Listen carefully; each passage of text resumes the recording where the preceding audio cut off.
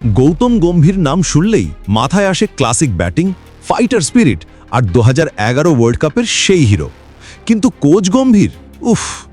Test ম্যাচে ভারতের অবস্থা একেবারে আহারে। শুধু 11টা ম্যাচ, আর তার মধ্যে জিতেছে মাত্র 3টে। কি হচ্ছে গম্ভীর দাদা? আপনারা দেখছেন ক্রিকেট ইনসাইডার নিউজ বাংলা। ক্রিকেটের সবকিছু বাংলায় বিনোদনে ভরা। গৌতম গম্ভীর 2024 টি-20 ওয়ার্ল্ড কাপের পর টিম ইন্ডিয়ার হেড কোচের দায়িত্ব নেন। শুরুটা ছিল একদম রাজকীয়। বাংলাদেশের বিরুদ্ধে টানা 2 জয়। ক্রিকেট পাড়ায় হাওয়া ওঠে, এবার বুঝি কিছু একটা হবে। কিন্তু এরপর যেন সবকিছু উল্টে গেল। নিউজিল্যান্ড, অস্ট্রেলিয়া, ইংল্যান্ড সবাই এলো, দেখলো আর জিতে গেল। শেষ 9টা টেস্টে 7টা হার, 1টা ড্র, 1টা মাত্র জয়। চলুন এক নজরে দেখে নিই এই ফলাফল বক্স অফিস ফ্লপ কিভাবে হলো।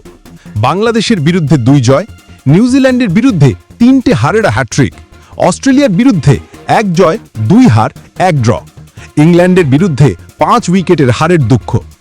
একটা সময় ভারতের টেস্ট স্কোয়াড ছিল বিশ্বের সেরা। বিরাট, রাহুল, রোহিতদের অভিজ্ঞতা ছাড়া এখনকার দল একেবারে নতুন।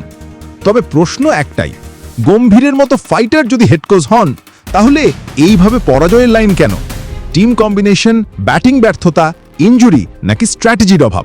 আপনারা কি ভাবছেন কমেন্টে জানাতে ভুলবেন না। গম্ভীরের কোচিংয়ে ভারতের টেস্ট দল কি আবার ঘুরে দাঁড়াতে পারবে, নাকি আরও গভীর সংকটের দিকে এগোচ্ছে টিম ইন্ডিয়া? আপনি কি মনে করেন, গম্ভীর থাকবেন নাকি যাবেন? কমেন্টে জানান আপনার মতামত। আর ভিডিওটা ভালো লাগলে লাইক করুন, শেয়ার করুন, আর ক্রিকেট ইনসাইডার নিউজ বাংলা চ্যানেলকে সাবস্ক্রাইব করে দিন, কারণ আমরা আছি ক্রিকেটের পালসে। দেখা হবে পরের ম্যাচ বিশ্লেষণে।